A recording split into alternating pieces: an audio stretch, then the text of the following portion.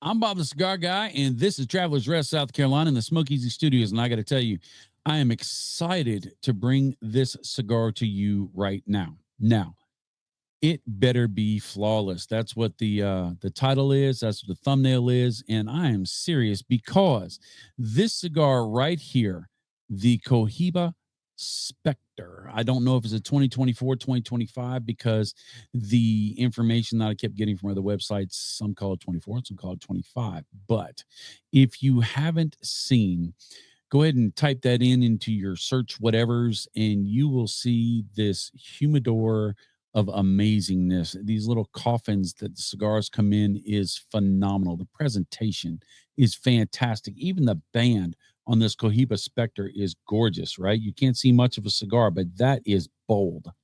That is something. But this cigar right here, this cigar is the equivalent of taking your sweetie out for a nice dinner, possibly drinks, and maybe even coffee somewhere. I mean, this is a date night.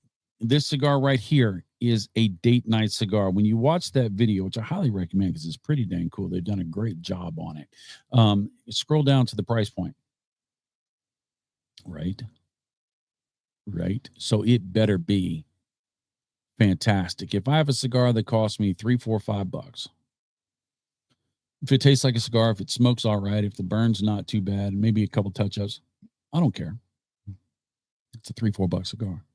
If it's a 10, 12, 15, right? That's where most of the sweet spot is on cigars nowadays. It better do good. It better taste good. It better be all right. We get in that topper shelf of 30, 40 bones. Man, that thing better that better talk to me. It better sing to me a little bit. It better rub my shoulders just a little bit. This thing better just do it. Just do it. Now, the band is gorgeous. The presentation is phenomenal. But let's face it, that's what gets us to the door. That's the gate to Disney. I mean, it's got to look good, right? It's got to have that presentation. It's got to have that story. That band is huge. Cigar looks gorgeous. That's smooth. Oh, that's nice and oily. It looks great. But it needs to have good presentation. It needs to have a good story. And it needs to have an amazing blend. And like I said, it better be flawless. It better be flawless. I'm going to be kind of critical on this thing, to be honest. What is it? Keep a Spectre 6x52 Toro. The wrapper is a 2017 Havana, Connecticut from 2017. The binder San Andreas. The fillers, here's the thing. The first ever Criollo 98 Ligero and Seco from Mao, Dominican Republic. And then there's a San Andreas in that blend. And then there's Vuelta, Abajo, Viso, and Seco. I mean, they're letting you know what the blend is. And they are telling you that filler, let me get back to it. Let me get a scroll back. That Criollo 98 Ligero and Seco, they say it's the first time this tobacco was grown in that Mao area of the Dominican Republic. So we got to put some fire to it because I got to know. I'm not going to cast shade on the price of the cigar. I'm not. It's not for everybody. It's not everybody's budget. I get it. But if you have that opportunity, if you have a moment of celebration, retirement, or you mow your lawn with a Bugatti, this may be something that you might want to get a hold of. But let's be serious. If you spend that much coin on something and that much time on something, you want to make sure it fits the bill. And we are going to put it to it. This cigar was sent to me. And so from the manufacturer, and whenever they send me cigars to review, anybody sends me cigars to review, I don't promise a good review because I'm not that good at it. I don't promise a guaranteed great, this is the most amazing, wonderful thing in the world. It is a honest review. I said, I'll do my best. Put in deodorant, even though that's not, you don't have smell-o-vision, but I will make sure that I tell the truth. And so if it is great, I will tell you it's great. And if it's not, boy, howdy, saddle up. Let's ride. So we're going to toast this thing up with a single jet. We're going to take our time Because with something like this, you're going to want to take your time. We're going to slowly toast it. The flame is never going to touch the tobacco. It's just the heat of the flame is going to slowly toast up all of that. I'm going to take a little longer to put a toast on it. Why do you do that? Because if you don't toast it well, then you don't get the cigar the best chance of giving you the best experience. On a cigar like this, I'm not going to use a quad or a big, huge jet because I'll burn up the side of the wrapper a little bit. There will be user error, and I want to make sure that every little bit that I smoke is at its premium ability that this cigar is going to give me. That wrapper, that binder, that filler, great stories. Aged 7-8 years wrapper, right? That's going to be smooth. That's going to be mellow. Then you've got that new, never before in the blend of that Dominican Republic Mao tobacco, right? They tell you what all the primings are, and primings make a difference because the primings give you different qualities in the room note. The room note is the smell of it while I'm lighting it right now. Smells decadent. It does. It smells very, very nice. It smells tasty. It's actually making me salivate just a little bit. I'll try not to drool on camera. But I'm going to toast this thing for a while. I'm going to burn up a little bit of this butane. Get it to cook. And I think I got it. So let me get this puff. And let's jump into this experience, shall we?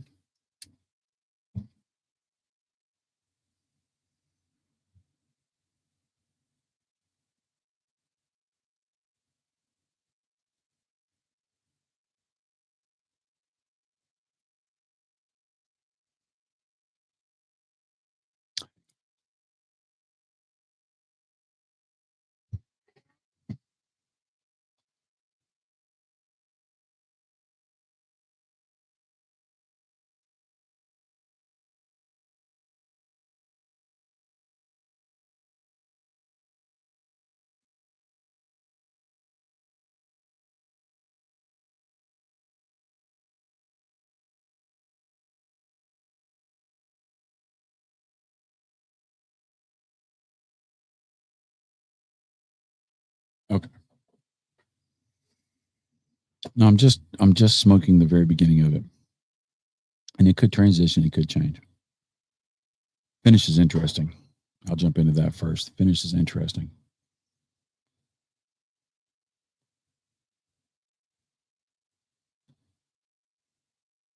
The finish is spicier than the actual puff. It leaves a little aggression on the palate. Not out of balance, not harsh.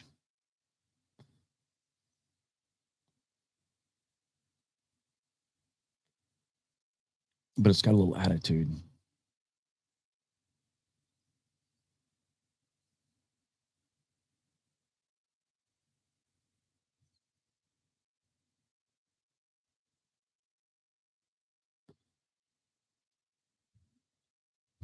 As far as the flavors,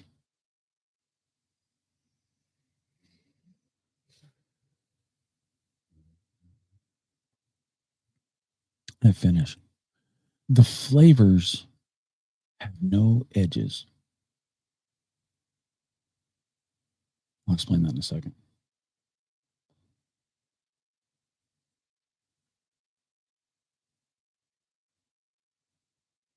Yeah, there's no edges, no sharp corners.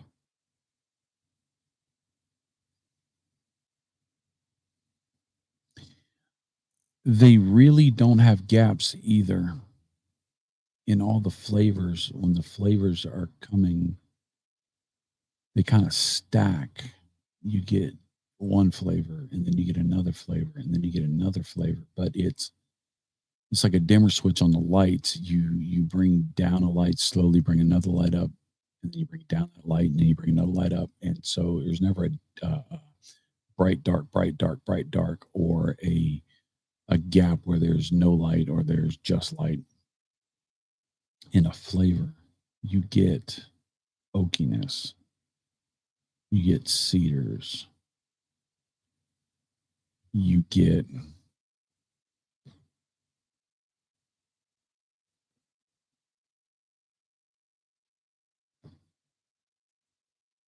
leathers. You get a little barrel char.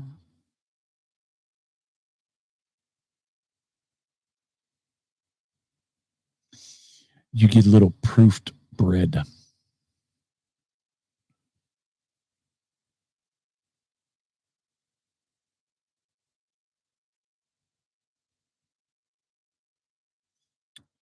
There's a little natural sweetness that floats around. The smoke is light on your palate.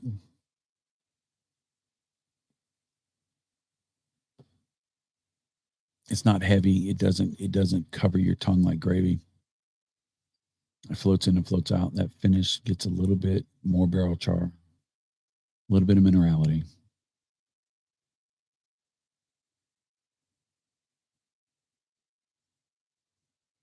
The draw is flawless. Slight tug. Smoke is full. It's chewy.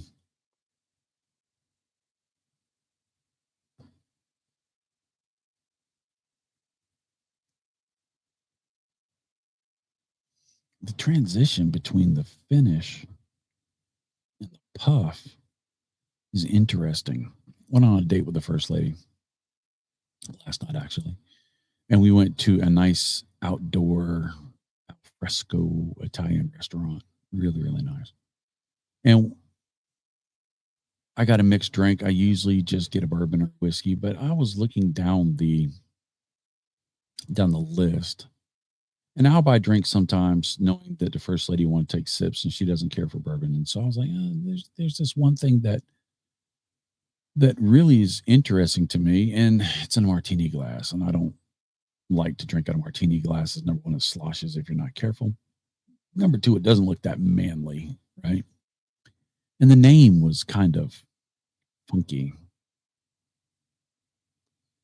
And the blend was it had Saint Germain, which I like, and it had pomegranate, which I like, and it had some citrus something, and then it had this butterfly PEA spirit, and it intrigued me.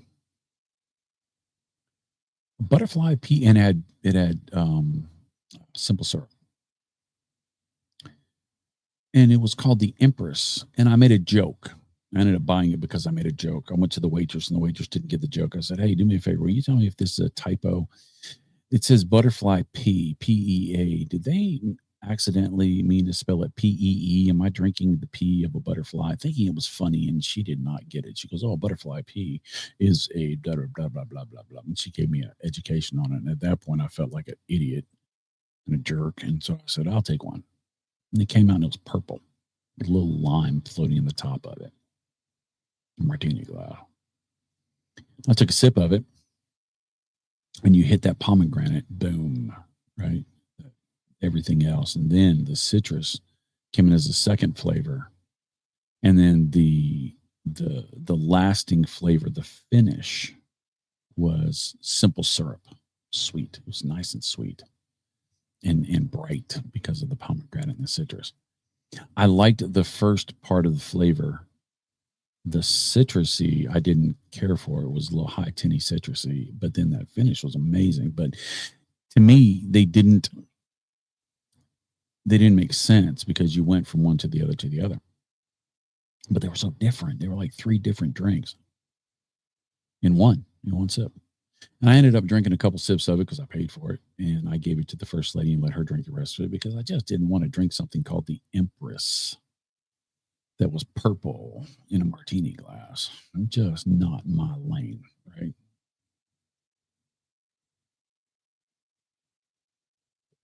This would be my lane.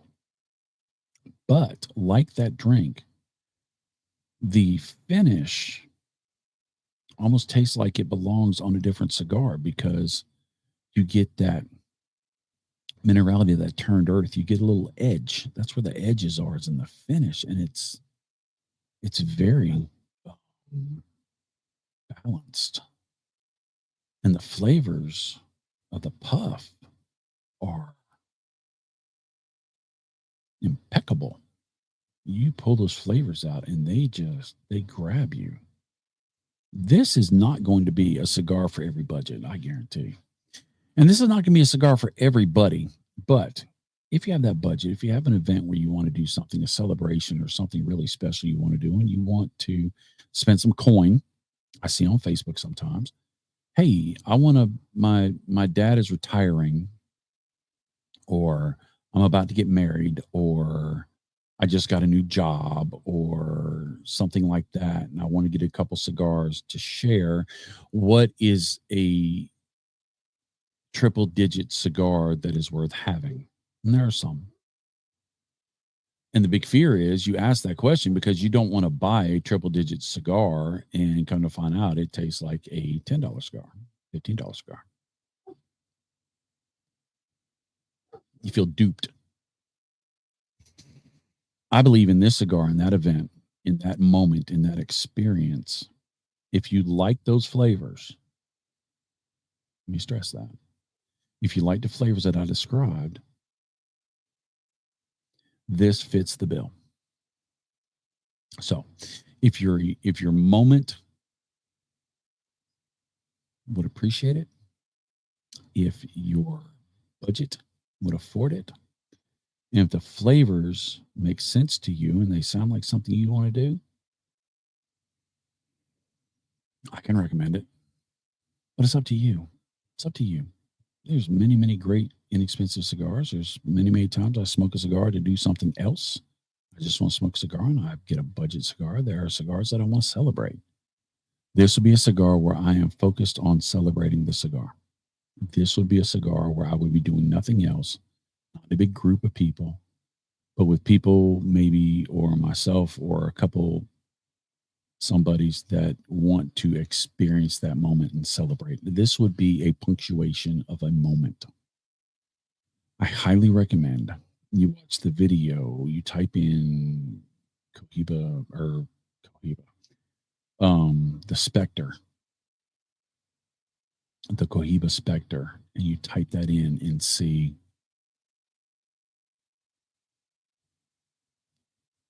that humidor. It's amazing. They didn't send me one of those. I wish. I think it's fancy. But be prepared when you see the price point at the end. So I'm going to smoke this down. And if it changes, I will come back. If it starts to burn wonky, I will come back. But I'm not expecting it. This is all right. This is in that flawless lane. Intentional for sure. So I'll see you later. Later, Tater. Good stuff. Good stuff.